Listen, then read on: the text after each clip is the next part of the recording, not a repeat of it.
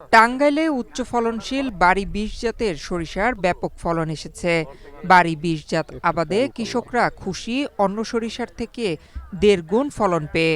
পরিকল্পিত উপায়ে এই জাতের সরিষা আবাদ করা হলে এক ফসলি জমিতে বছরে ২টি ফসল উৎপাদন করা সম্ভব হবে বলে জানাচ্ছেন কৃষি বিজ্ঞানীরা। দেশে সরিষা, তিল ও সূর্যমুখী আবাদের মাধ্যমে মোট ভোজ্য তেলের চাহিদার মাত্র ১২ ভাগ পূরণ হয়। বাকি ৮৮ ভাগ তেল বিদেশ থেকে আমদানি করতে হয়। এ খাতে প্রায় ১৮,০০০ কোটি টাকার বৈদেশিক মুদ্রা চলে যায়। এই বিশাল ঘাটতি পূরণ করতে দেশে উচ্চ ফলনশীল জাতের সরিষার আবাদের কোনো বিকল্প নেই। বাড়ি সরিষা ১৪ ও ১৭ জাত দীর্ঘদিন মাঠে থাকার কারণে নানা রোগবালাই দেখা দিচ্ছে। এ কারণে জাত পরিবর্তন করে বাড়ি ২০ জাতের সরিষার আবাদের প্রতি গুরুত্ব দিচ্ছেন কৃষি বিজ্ঞানীরা। দেশীয় জাতের থেকে ৪ গুণ এবং বাড়ি ১৪ ও ১৭ থেকে ১.৫ গুণ ফলন আসে ২০ জাতে। অন্য সরিষার থেকে সময় ২০ দিন বেশি না লাগায় কৃষক আগ্রহ দেখাচ্ছে বাড়ি ২০ জাতের সরিষা আবাদে। একটা সময় এই জমিগুলো অনাবাদি ছিল, পরিত্যক্ত ছিল, হয়তো আমরা বড় মৌসুমে ২টা ধান করতাম, কিন্তু বাংলাদেশ কৃষি গবেষণা ইনস্টিটিউট আমাদের নতুন একটি জাত দিল, বাড়ি সরিষা ২০। সেটা ফলন করে আমরা মাঠে আল্লাহর রহমতে অনেক ভালো ফলন পেয়েছি এবং অনেক ভালো ফলন আপনারা দেখতেও পাচ্ছেন, অনেক ভালো ফলন হয়েছে। টরি 7 যেমন ৩ থেকে ৪ মণ হইতো, এখন বাড়ি সরিষা ২০-এ আমরা ৮ মণ বিঘা প্রতি ৮ মণ সরিষা পেতেছি।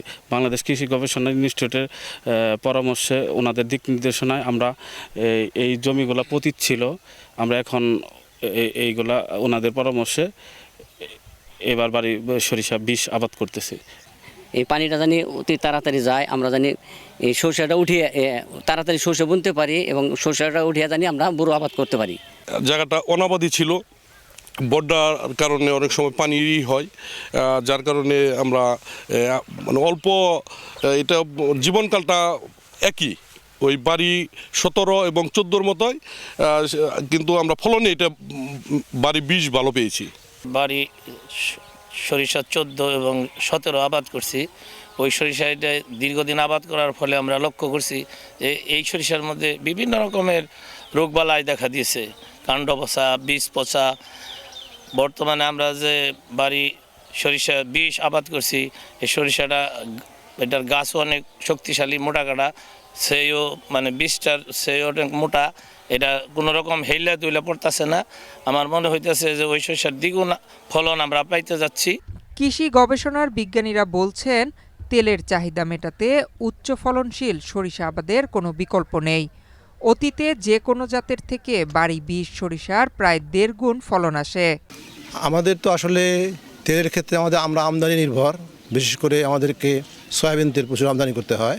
কিন্তু যদি আমরা এই অনাবাদি জমিগুলোকে সরিষার আওতায় নিয়ে আসতে পারি, সরিষা চাষের আওতায়, তাহলে আমরা প্রায় ৫০% আমরা আমাদের রিকোয়ারমেন্ট ফুলফিল করতে পারবো, অর্থাৎ আমদানির পরিমাণ কমে যাবে, সেটা আমাদের বৈদেশিক মুদ্রার সাশ্রয় হবে। আমাদের ১৪ এটা ছিল কি শর্ট ডিউরেশন, যেহেতু আমাদের জমি কম কিন্তু আমাদের উৎপাদন বাড়াইতে হবে, সেজন্য আমরা বলি ক্রপিং সিস্টেম রিসার্চ। আমরা কী করতেছি, আমন করতেছি, তারপরে সরিষার পরে বোরো করতেছি, বোরোটা যাতে পায় তারা, সেই জন্য এই শর্ট ডিউরেশন সরিষাগুলো করা হয়েছে।